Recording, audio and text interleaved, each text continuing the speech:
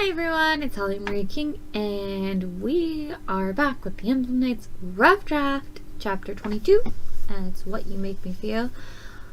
I was gonna say I'm re-recording this after OBS decided to take a dump on me and not want to record sound, so that was fun, but I think I read Chapter 21 twice, so maybe it worked out that it didn't happen. Anyway, so let's just jump in and get started. And let's go.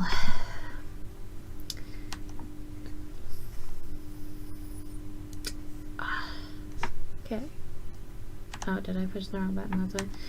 John had been right. Joey did wake up in a day or two, just as healed as Yuri had been. Alex seemed perfectly fine, and he wouldn't leave Yuri out of his sight for fear that she would be hurt again. Alex, Yuri snapped, unable to take it anymore. I understand that you want to make sure I won't get hurt, but for crying out loud, I can take care of myself. She marched off fuming. Alex scratched the back of his neck in frustration. What am I gonna do? He asked, looking over at Ray, who was staring at Michelle. Look, you know Yuri, she likes space. She isn't one to take what you're doing lying down, Ray said, not taking his eyes off the woman. She was starting to show.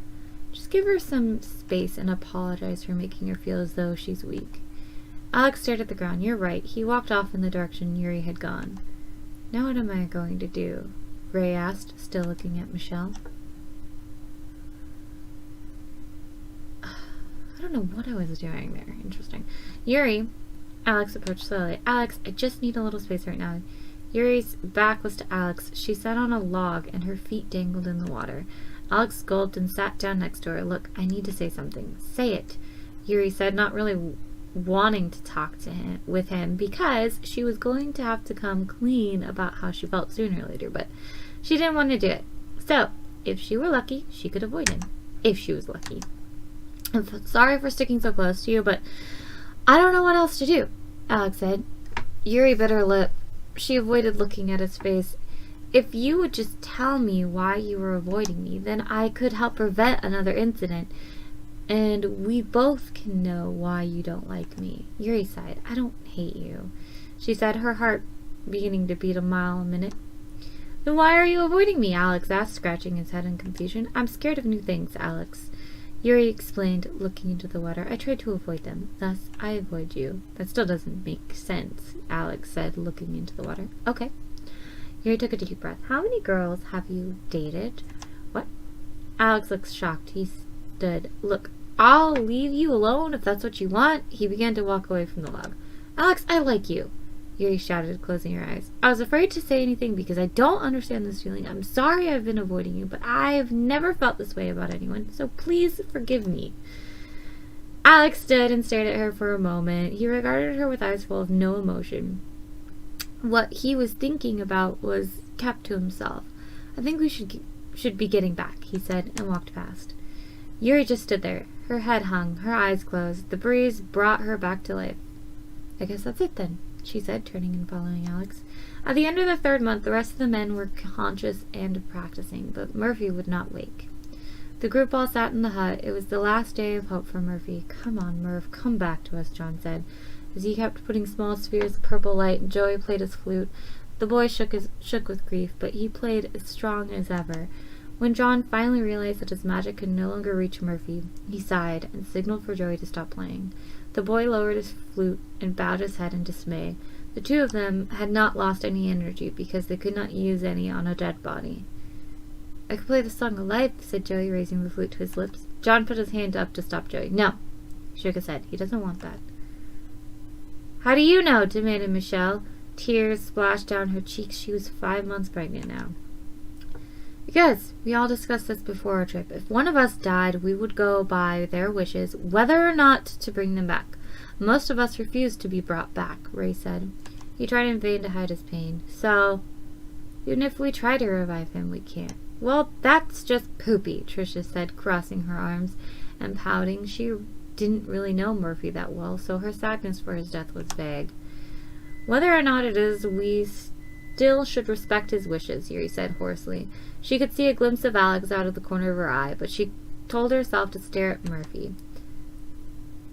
What had she done? This was all her fault. And for what? To get humiliated by Alex? With a sigh, she turned and left. She'd wait until it was her turn to say goodbye to their dear friend.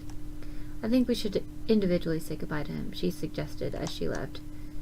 Good idea, Ray said. He looked around the group of sullen faces. John, Joey, Alex, Michelle, and if you want, all of your siblings, since you didn't know him that well. Roy, Daisuke, Yuri, and I will be last. He left with those words to go off on his own. For the rest of the day, the group members went in one by one to say goodbye. Yuri paced in a hut away from everyone, thinking of something to say to Murphy. There was so much she wanted to say. She should have been the one slumped there. She'd been the careless one. She'd taken his power after he'd been injured. It was her fault he had died. She'd killed one of them one of the last 6 nights. They'd lived through everything, and now one was dead. It wasn't your fault, Michelle said from the doorway. It was obvious she had just went to go see Murphy. If I had been watching behind me, we wouldn't have been in danger. I was the one who took you into the forest, Yuri said, as she placed her hand on her chest. I was the one who wanted to question you. But I could have said no. I should have said no, Michelle said, crying harder now. What? Yuri looked at the older girl. She was so fragile, such a girl that Yuri could not understand how. How could she cry so openly, be so open to blame herself, though Yuri had blamed herself in a way she wasn't about to show it on her face, or confess her feelings to the whole nation? Michelle, it wasn't your fault. Yes, it was, Michelle cried. She fell to her knees. Yuri feared for the baby that was no longer well hidden by the girl's slim figure. That creature was attracted to our village. It knew the smell of our people, of me. Yuri walked over and put a hand on her shoulder. It was meant to happen. It was just his time, she sighed, knowing she had to sound truthful no matter how much she did not believe it herself. No one is to blame. It was his time to die. Just be thankful he did it doing what he loved with the people he loved, and not locked up somewhere far away. She knew it was not very convincing, but it was the best she could do at the time. It was her time now to go visit Murphy, so she left the sniffling girl to let it all out on her own. Then, with a shot through the heart, Yuri came face to face with Alex. They were inches from each other. They stared into each other's eyes, green looking deeply into pink. I'll help, Michelle, was all he said. The pain in Yuri's heart intensified as she walked into the hut. Murphy slumped against the wall, and it was the same as all of the other. A simple hut made out of straw with no windows. It's supposed to say no, I think. She walked up to his sad figure and sat in front of him, daring not to get any closer. She ruffled his once lively green hair.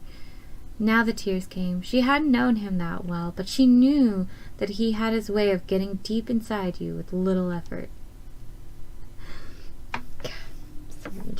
Anyway, of course, he was truthful of what needed to happen, but he had always searched for trouble the way he had delivered it. I'm so sorry, she whispered. You were all okay until I came along. She looked into what should have been his eyes, but the sockets were closed forevermore. She reached and touched his shoulder. Something strange happened. The darkness evaporated from the hut. The smell, even the noises, all went away. Then she was looking into Murphy's eyes. Yuri screamed, backing away from him. I told you people I want to stay dead. Why are you doing this? I don't understand. Yuri said, trying to keep another scream from her voice. Oh, it's you, Murphy said, with raised eyebrows. Remarkable. Look, I'm sorry this was all my fault. If there's anything I can possibly do, Yuri said, her hand on her chest again. Yuri, I will not take your life from you. I was meant to die then and there. I want to be dead. God only knows how many of us knights were happy to be killed. But there's no point of me living, Yuri pleaded. This is where I belong, with my mom, my dad, my grandfather, and my sister. They're all here. I belong here.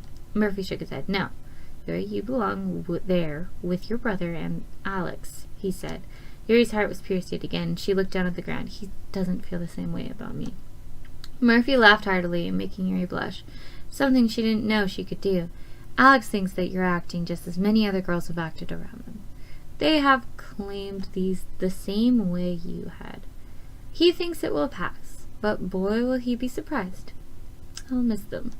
No, you can't go. I should have died that day. It wasn't fair for you to be taken. It was my fault, Yuri shouted. No, Yuri. It was my time to die. I think I wrote that twice on accident. Now it is your time to leave. Goodbye. I wish you well. Murphy said. The scene began to fade. The smells and sounds swirled back to her. But Yuri still wanted to fight with Murphy. No, I won't take this lying down. Take my life, Murphy. Switch it for yours. She was shouting by the time she had finished her sentence. She was back in the hut with the dead body of Murphy. Yuri knew she could not reach him anymore. Silently, she raised her shaking body and walked out of the hut. It was nightfall now, and a blazing fire stood in the middle of the village. She walked numbly to it and sat down, not wanting to think what happened. Yuri jumped and looked behind her to see her brother standing near her. A pang of guilt hit her instantly. She had begged to die while her 8-year-old brother still breathed and depended on her. She had forgotten her unspoken promise to herself that she would no longer let anything happen to her little brother or be taken from him until he was old enough to care for himself. Yuri patted the ground next to her. Sit, she said to her brother, but before he did so, he wrapped a cloak around his sister to keep her warm. She swung her arm around his shoulders and placed the side of her head against his, closing her eyes. He began to play his flute. I'm sorry, she whispered, hoping he hadn't heard her. She was sorry for being his older sister, the one who hadn't been like the other girls. Sorry for such a wonderful boy being born into such a treacherous one. I think family. Sorry for not being the twin that had died. Yuki was a bit better person than Yuri wouldn't ever be. Why had she lived while such a great person had died? Nothing was fair anymore for this little boy who played a beautiful melody on his flute. He should have been tucked safely in bed by his mother by this hour. He should have been going to school in the morning. But here he was exhausting his power almost every day and seeing death for the 4th time. All of it had been murder. Why did such a young child have to live through this? It wasn't fair to him. Yuri hadn't been a very good protector, as she had promised herself she would be. Slowly the music made her eyelids felt droopy with sleep, and slowly she fell asleep with her head on her brother's head. All the terrible things her existence had done to the people she loved swirling in her head as she fell into a deep sleep. Murphy, how we will miss a beloved young man. He was 21 when he died, and a retired soldier. We will miss him greatly. Chapter 23, Jack's House. Oh, goodness. I forget what happens in the final draft, but it's completely different from that. I know that much. But yeah, we'll continue on with the series. We're getting close to the end of the rough draft. And then we'll keep going. But yeah, if you like this, please like it. If you think you know someone who might like it, share. Just keep in mind this is the rough draft, not the final draft, so the writing is terrible for a reason. If you hated it, well, you know it is the rough draft and it's bad, so maybe you might like something else, maybe not. So, you know, thanks for the effort anyway. But oh yes, and as always, I will put in the description below where you can buy the book if you are interested in it. Or if you want, I also have it on my Wattpad so you can read it for free. So many options! Yay!